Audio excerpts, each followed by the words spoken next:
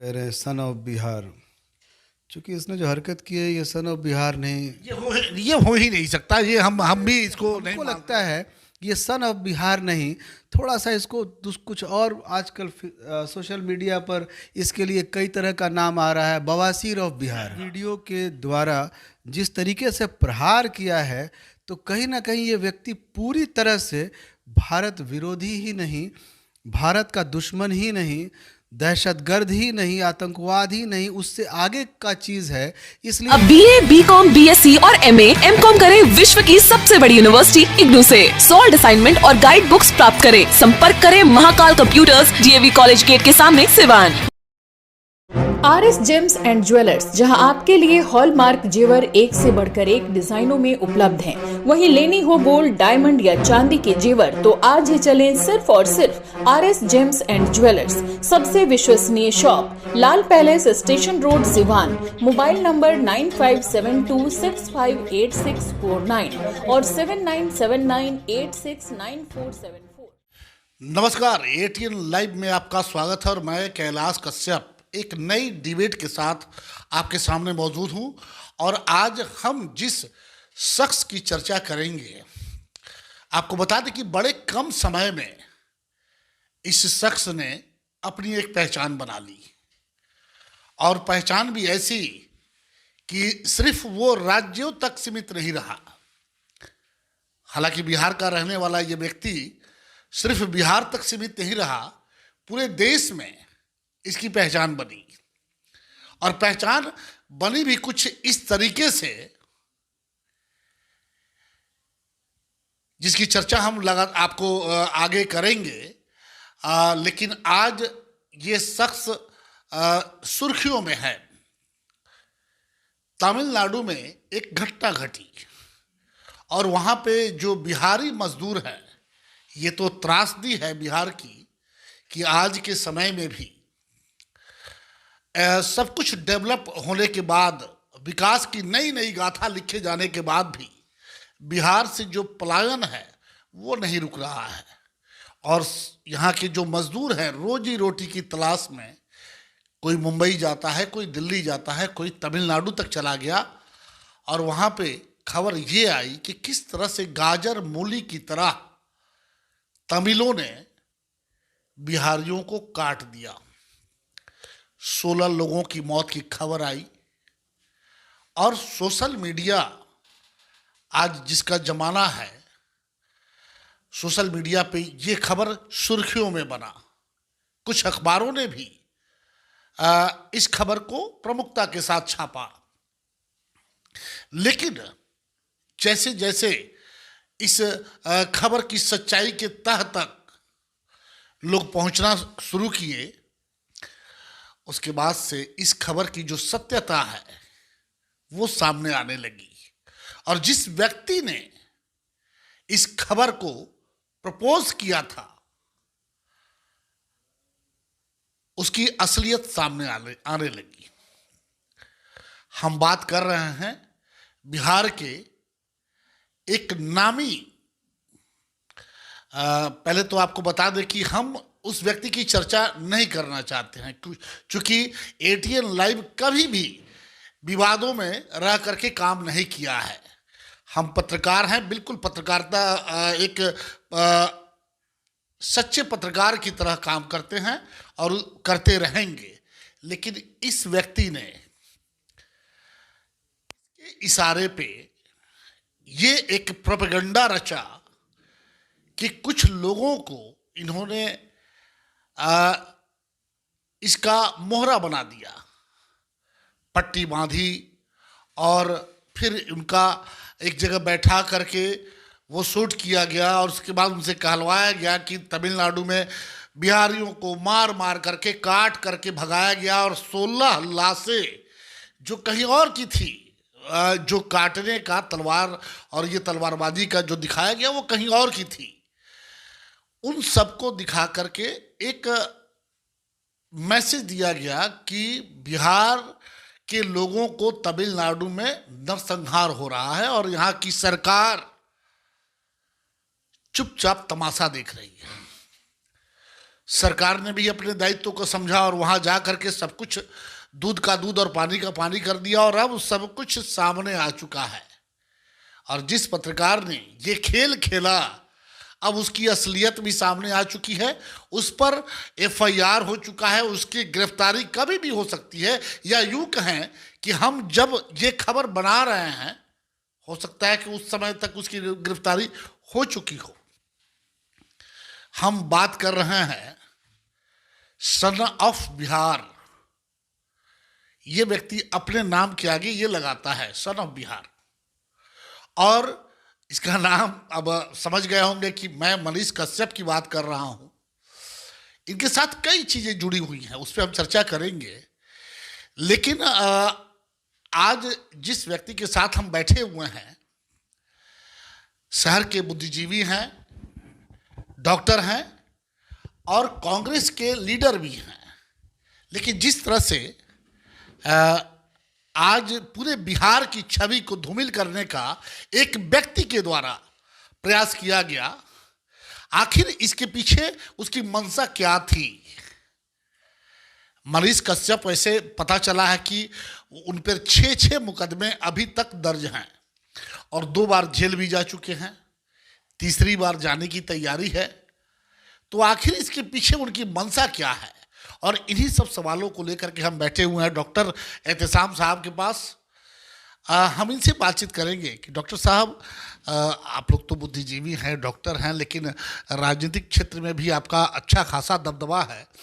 आज जिस तरफ से ये मनीष कश्यप ने पत्रकारिता को एकदम बदनाम करने का एक प्रपंच रच दिया, और जिस तरह से लोगों को एकदम फिल्मी ड्रामेटिक अंदाज में उनको पट्टी बांध करके उनको सामने लाना और ये कहना कि तमिलनाडु में इस तरह से बिहारियों के साथ हो रही है, इसके पीछे क्या मंशा हो सकती है इसकी? सबसे पहले तो मुझे ऑब्जेक्शन है इस इंसान के, जो आप कह रहे हैं सन ऑफ बिहार। चूँकि इसने जो हरकत की है, ये सन ऑफ बिहार नहीं, ये हो ही नहीं सकता। ये हम भी इसको नहीं मानते हैं। के नाम पर इस आदमी ने जो बट्टा लगाया है, जिस तरीके से कलंकित करने का इस आदमी ने काम किया है, ये ऐसा गुनाह है जिस गुनाह को आप कह सकते हैं कि जो दहशतगर्दी होती है, जो आतंकवाद होता है, तो आतंकवाद, दहशतगर्दी और देशद्रोह, इन तमाम गुनाहों से बड़ा गुनाह इस व्यक्ति ने किया है। इसका गुनाह जो है इन तमाम गुनाहों से बड़ा है। ऐसा इसलिए कि ये व्यक्ति देश के आंतरिक जो फेडरल स्ट्रक्चर का जो मैत्री भाव, जो एक कंपोजिट कल्चर, जो एक ये यूनिटी इन डाइवर्सिटी, जो भारत का एक पूरा का पूरा जो ढांचा है, उस ढांचे पर इस व्यक्ति ने एक फेक वीडियो के द्वारा जिस तरीके से प्रहार किया है, तो कहीं ना कहीं ये व्यक्ति पूरी तरह से भारत विरोधी ही नहीं, भारत का दुश्मन ही नहीं, दहशतगर्द ही नहीं, आतंकवाद ही नहीं, उससे आगे का चीज़ है। इसलिए हमको लगता है ये सन ऑफ बिहार नहीं, थोड़ा सा इसको कुछ और, आजकल सोशल मीडिया पर इसके लिए कई तरह का नाम आ रहा है, बवासीर ऑफ बिहार। इसके लिए एक बड़ा प्रचलित नाम देख रहे हैं आजकल। मुझे शुरू में समझ में नहीं आया कि ये बारे में कहा जा रहा है। मैं भी देख रहा था कि एक विनय दुबे हैं, उन्होंने उसका नाम दे दिया बवासीर ऑफ बिहार। शुरू में तो मुझे समझ में नहीं आया बवासीर ऑफ बिहार। कौन है भाई? बाद में मुझे लगा कि ये तो वाकई इस बंदे ने, जिसने गुनाह किया है, इस गुनाह के लिए तो अक्षम्य अपराध है। क्योंकि आप खुद सोचिए कि एक जो आतंकवादी घटना होती है, वो उसका एक मकसद होता है, उसी तरीके से इस व्यक्ति का भी कोई ना कोई मोटिव है। तो आखिर इसके पीछे इसकी मंशा क्या है, ये समझने की ज़रूरत है। चूँकि आपको बता दें कि ये एक बार पुलवामा की जब घटना घटी थी कश्मीर में, जिसमें हमारे लगभग 40-42 सेना के जवानों ने अपनी आहुति दे दी थी, और उसके बाद से ये व्यक्ति एकाएक पटना के मेन जगह पे, आपको लासा मार्केट एक लगता है, और उसमें वो तिब्बती लोग, कश्मीर के लोग नहीं होते हैं उसमें, लहासा मार्केट में जब आप जाइएगा, आज भी वो मेला वहाँ मार्केट वो लगता है ठंड के दिनों में, जो तिब्बती लोग हैं उसमें आकर के स्वेटर वगैरह साल वगैरह बेचते हैं, और हो सकता है कि उसमें कुछ काश्मीरी जो हमारे देश के ही हैं, कहीं गैर नहीं हैं, वो लोग आकर के उसमें साल बेच रहे थे। और ये व्यक्ति 20-25 लोगों की झुंड लेकर के और उनकी दुकानों पे हमला किया था, और उसके बाद से उनकी दुकानों में आग लगाने की बात सामने आई थी उस समय, और उसके बाद से कानून, इस देश के कानून ने उस पर FIR किया। उस समय ये जेल भी गया हुआ था। आखिर इसके पीछे ये करना क्या चाहता है? नहीं, आप खुद सोचिए ना, आप तमिलनाडु से बिहार को लड़वा रहे हैं, देश को देश में लड़वा रहे हैं। ये व्यक्ति भारत का तो हो ही नहीं सकता। इसके पीछे तो वाकई जो नफरत की सोच है, जिस सोच ने इस भारत को इस तरह से, इसको सर इसको कहा जाता है, कुछ लोग तो कहते हैं कि चड्डी गैंग का सदस्य है। ये क्या है? आपकी बात शायद जो आपकी संभावना है, इनकी हरकतों से वो संभावना को शक्ति मिलती है, ऐसा इसलिए ऐसा कह रहे हैं कि इनके तमाम जो एजेंडे, आप कह सकते हैं ना, एक पत्रकार तो न्यूज़ चलाते हैं, लेकिन जिनका नाम आप रख रहे हैं, इसने कभी न्यूज़ नहीं चलाया, इसने एजेंडा चलाया है। इस पत्रकार के चैनल को अगर आप देखिएगा तो इस पत्रकार ने कभी न्यूज़ नहीं चलाया है। इस पत्रकार ने जो भी स्टोरी है, उस स्टोरी का एजेंडा होता है, वो एजेंडे पर काम करता है। तो ये जो एजेंडा है, आप देखिएगा, पत्रकार तो इम्पार्शियल होकर के पक्ष का भी लिखता है, विपक्ष का भी लिखता है, लेकिन आप जो बात कह रहे हैं उसके पीछे सच्चाई हो सकती है, और लगता भी है कि ये व्यक्ति ज़रूर उन्हीं लोगों के तरफ से आया है जो कि हमारे बिहार में आज अमन चैन शांति को भंग करने के लिए तमाम प्रयास कर रहे हैं, और कोई ना कोई ऐसा रास्ता ढूंढ रहे हैं जो हमारी बिहार में जो महागठबंधन की सरकार है, इसको डिसमेंटल कैसे किया जाए, कैसे इसको कलंकित किया जाए, कैसे। डॉक्टर साहब, आपने भी देखा होगा कि सोशल मीडिया पे इसका कुछ वीडियो फुटेज चल रहा है, और इसमें ये एकदम सीधे ये व्यक्ति ललकार रहा है तेजस्वी यादव को, अगर मैं गिरफ्तार हो गया, एकदम धमकी वाली बात हो रही है कि मैं अगर गिरफ्तार हो गया तो तेजस्वी जी 2025 में मैं आपको मुख्यमंत्री नहीं बनने दूंगा।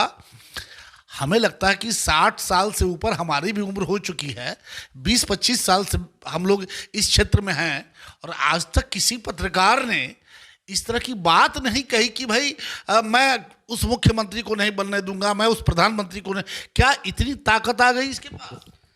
ये कहीं ना कहीं हमारी हुकूमत बिहार जो है, इसकी वाकई अगर कह सकते हैं कि अगर इसमें इकबाल बचा होगा तो इसने जो गुनाह किए हैं, इस पर ऐसी ऐसी धाराएं लगाई जा सकती हैं कि जिन धाराओं के तहत ये तो 10-20 साल तक जेल के अंदर सड़ सकता है। लेकिन अब देखना है कि हमारे जो प्रशासन विभाग में बैठे हुए लोग हैं, वो कितनी ईमानदारी से उन धाराओं का इस्तेमाल करते हैं। वो तो खोज रहे हो, जितनी ईमानदारी नहीं, जितनी ईमानदारी से उमर खालिद को बगैर किसी गुनाह के बंद करके रखा है, जितनी ईमानदारी से खालिद सैफ़ी को बंद करके रखा है, जितनी ईमानदारी से सिद्दीक कप्पन को अभी रिहाई मिली बड़ी मुश्किल से, अगर उतनी ही ईमानदारी से धारा लगा दी जाए तो 20-25-30 साल से पहले तो कभी आ ही नहीं सकते, क्योंकि यहाँ तो बिहार में तो कन्विक्ट होना पड़ेगा। ADG वो भी दे रहे थे, और अब तो तमिलनाडु में भी उस पर केस दर्ज कर पर ये व्यक्ति पर तो देशद्रोह और समाज में असहिष्णुता फैलाना, अशांति फैलाना, देश की अखंडता को खतरे में डालना, एकता को खतरे में डालना, न जाने कितनी धाराएं लगेंगी। अगर वाकई गिनती करके सब धाराएं लगा दी जाएं तो 25-30 साल से कम की सज़ा तो हो ही नहीं सकती है। अच्छा डॉक्टर साहब, आपने इसके खबर को ये तो सच तक एक चैनल चलाता है ये व्यक्ति, इसकी खबर को कई बार देखा होगा आपने। ये जिस तरीके से रिएक्ट करता है पत्रकारिता में, हमें लगता है कि शायद जो भाषा का इस्तेमाल होता है ये सख्त करता है। हमें लगता है कि उस तरह की भाषा का कहीं आज तक इस्तेमाल नहीं हुआ। रेल देंगे, ठेल देंगे, बेहुद्दा, अब बहुत सारी बातें हैं। ये थोड़ा सा कहने में भी हमें हिचक हो रही है। अभी बहुत सारी बातें हैं, ये शब्दों का प्रयोग करता है इस तरह से। क्या पत्रकारिता में, स्वच्छ पत्रकारिता में, क्या इस शब्दों का, इस तरह के शब्दों का कोई स्थान है? बिल्कुल नहीं है। ये अमर्यादित पेशा नहीं है। आपका पेशा उतना ही मर्यादित पेशा है जितना मर्यादित पेशा एक डॉक्टर का होता है, जितना मर्यादित पेशा एक प्रोफेसर का होता है, जितना मर्यादित पेशा एक एडवोकेट का होता है, एक शिक्षक का होता है। पत्रकार समाज के लिए आईना दिखाने का काम करता है। अगर कहीं गंदगी है तो उस गंदगी का मतलब ये नहीं होता है कि उसके लिए किसी को दोषी मान के या उसको गाली गुफ्ता किया जाए। पत्रकार सिर्फ और सिर्फ इसलिए ज़िम्मेदार है कि वो दिखाएगा ताकि गंदगी साफ़ करने वाले और उसको जो ज़िम्मेदार लोग हैं वो उसकी कमी को दिखा करके उसके ज़िम्मेदारी को तय कर दिया जाए, न कि ठेल देंगे रेल देंगे। ये गुंडई की भाषा है। ये ठेल देंगे रेल देंगे ये वो भाषा है, ये गोडसे की भाषा है, ये वो भाषा है, ये हिंसा जिसमें नज़र आती है। और हिंसा की भाषा कौन बोल सकता है? वही बोल सकता है जिसको अपने भारत माता से मोहब्बत नहीं है, जिसको भारत से प्रेम नहीं है। वही दिन रात समाज में हिंसा कौन करता है? हिंसा वही करता है जो डर फैलाना चाहता है।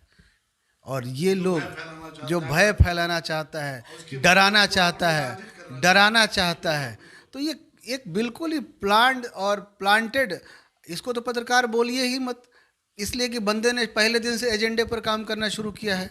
और अभी तो कहिए कि आप कह सकते हैं बंदे की किस्मत खराब है, बंदे की आप कह सकते हैं कि टाइमिंग खराब चल रही है, किस्मत खराब है, या फिर कह सकते हैं नीतीश जी का किस्मत अच्छा है, भाग का भाई खेल है। वरना बंदा तो यहाँ भी तो खेला करिए दिया। जिस कदर टीआरपी मिल रही थी अखबार की सुर्खियों में, टेलीविज़न पर जो बिहारी और तमिल का जो मामला जिस तरीके से निकल के सामने आया, तो ऐसा लग रहा था कि देश में क्या हो रहा है। जबकि ये चीज़ें आज की तारीख में तमिलनाडु भारत के सबसे शांतिपूर्वक रहने वाले प्रदेशों में से एक प्रदेश है। लोगों का देश है, ये प्रदेश है। और कहीं ना कहीं वहाँ पर भी जो सरकार है वो सेकुलर माइंड की सरकार है, और यहाँ पर भी जो सरकार है सेकुलर माइंड की सरकार है। तो जितने भी सांप्रदायिक लोग हैं उनको खेल करने का एक बहाना चाहिए था। जैसे कि पुलवामा, हम तो उसको अभी भी कहते हैं कि कहीं ना कहीं उसमें जांच होनी चाहिए, उसके गुनहगार पकड़े जाने चाहिए। उसी तरीके से यहाँ तो गुनहगार भी सामने है, फेक वीडियो भी सामने आ गया। अब तमिलनाडु और बिहार सरकार, ये दोनों पर डिपेंड करता है कि इसको किस तरीके से ग्रिल करें, ताकि अभी ये तो एक आपको कश्यप दिखाई दे रहा है, ऐसे न जाने कितने कश्यप, ऐसे न जाने कितने कश्यप। हमारे जो प्राइम टाइम जो कि नेशनल टेलीविज़न, ये तो बेचारा छोटा मोटा मोहरा है, इस पर हम लोग इतना समय जो व्यतीत कर रहे हैं, बर्बाद कर रहे हैं, एक तरह से छोटा मोटा मोहरा। ये बर्बाद नहीं किया, मैं भी इसको छूना नहीं चाहता था, लेकिन आज समस्या ये है कि आज इस छोटे से व्यक्ति ने कहा जाता है कि एक सड़ी हुई मछली पूरे तालाब को गंदा कर देती है। तो ये वही सड़ी हुई मछली है जिसको लेकर के आज हमें मजबूरन चर्चा करना पड़ रहा है कि आखिर इसकी सच्चाई सामने आनी चाहिए। ये छोटा मोटा मोहरा है और इसका भाग अच्छा नहीं है, पकड़ा गया। अन्यथा जो बड़े बड़े प्राइम टाइम पर आप चैनल्स देख रहे हैं, जो तमाम जिस चैनल्स को कभी हम लोग खबरों के लिए जाना करते थे, वो चैनल भी तो आजकल एजेंडा ही चला रहे हैं, और वो चैनल भी वही भाषा बोल रहे हैं। बस रेल देंगे ठेल देंगे वाले स्तर तक अभी नहीं उतरे हैं, वहाँ तक नहीं उतरे हैं, वरना उंगली दिखाना और अपनी कुर्सी छोड़ कर तो अब तो वहाँ मारपीट वगैरह सब कुछ हो जाता है। तो कहीं ना कहीं जो पत्रकारिता हमारे देश का दुर्भाग्य है कि जिस समय हमारे भारतवर्ष में प्राइवेट प्लेयर्स को ओपन किया गया, हमारे पास मौका था कि हमारे साथ ही एक चैनल और खुला था। जब भारत में तमाम स्टार न्यूज़ वगैरह वगैरह आए थे, एक चैनल और खुला था जिस चैनल का नाम अल जज़ीरा है। और आज की तारीख में पूरी दुनिया के रिलायबल सोर्सेज में से अल जज़ीरा नेटवर्क आता है, जो कि हमसे बाद में शुरू हुआ, बहुत बाद का चैनल है। और हमारे चैनल्स का 141 नंबर पर है। हमारे देश की जो मीडिया है, 151 देशों की मीडिया, 151 देश का लगभग बनता है लिस्ट, एक लिस्ट बनता है, हम लोग 141 नंबर पर हैं।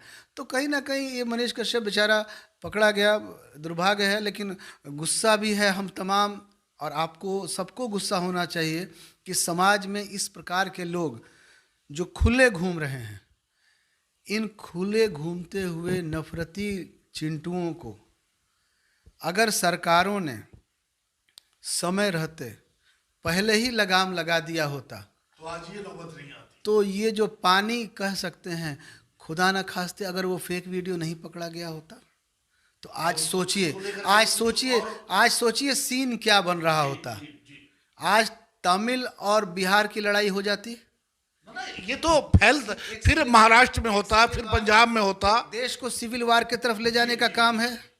एक शांत देश, एक प्रगति के रास्ते पर देश, कौन लोग हैं जो कि इस देश की प्रगति को बाधित कर। Daffodils English Medium School CBSE curriculum Mission Compound Mahadeva Sivan on the occasion of 30th anniversary free admission nursery to 8th and kids June pre-nursery.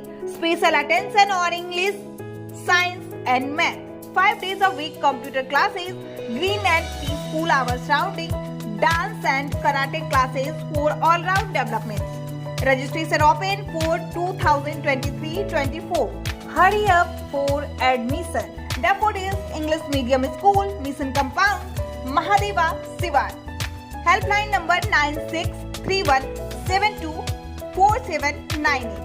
आपको फराटेदार अंग्रेजी बोलनी हो तो आज ही चले सिवान का सबसे पुराना, जिले का गौरव, brilliant spoken English and computer, Mahadeva road, Siwan. नामांकन जारी है, संपर्क करें 9771775410 और 9934991560।